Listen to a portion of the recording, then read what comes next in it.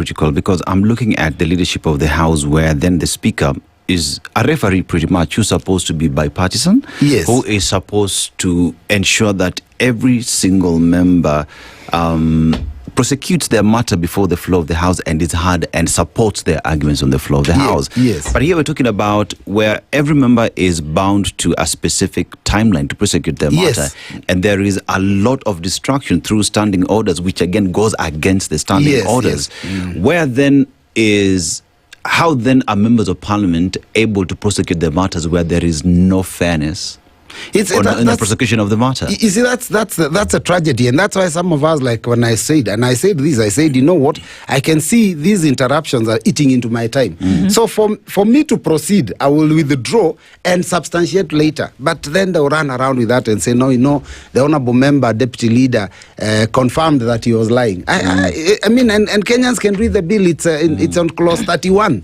The bill is there. It is published. It is online. So, and even if sometimes even I find people a bit. Even if you Google, because there are all these AI tools that interpret these things, they will indicate to you exactly what the position is. So I feel that sometimes the House is held hostage. And now, when you now finish your second reading, and my argument is this: if a member is on their feet contributing, listen keenly to what they are saying, so that you can have a counter argument when you get your opportunity.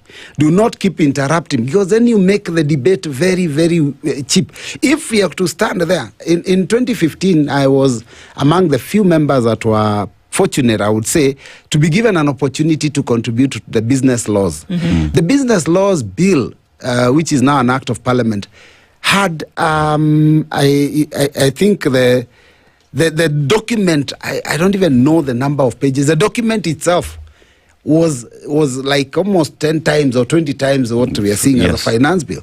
Well over 1,000 pages.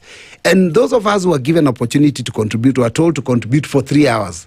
So each of us got 3 hours to contribute. So you can imagine within your 3 hours, if you've been given 3 hours because the content is that voluminous, and then someone tells you, no, you tell us which clause that one is.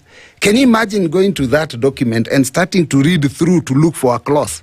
So I think sometimes it's just mischief how they operate. Now, what happens is that after you finish your second reading, you will put the question on that matter.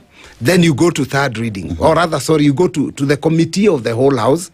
The third reading is just a confirmation that the bill is now law, and members will now just vote for it. But in the committee of the whole House, you go through that bill clause by clause. So the matter of tell us a clause, that is a matter that comes on committee of the whole House, which I think we are starting today. Is it a time wasting tactic? Yes, that one I was saying, to quote the clause. There is nowhere in debate that you're supposed to be quoting clauses, because these clauses, we are addressing them today in the committee of the whole House. So we'll start from the first clause up to the last one. And so at this point, then we will discuss every one of these items and what it means, our interpretation, their interpretation, our dissatisfaction, their satisfaction, and at the end of the day, we will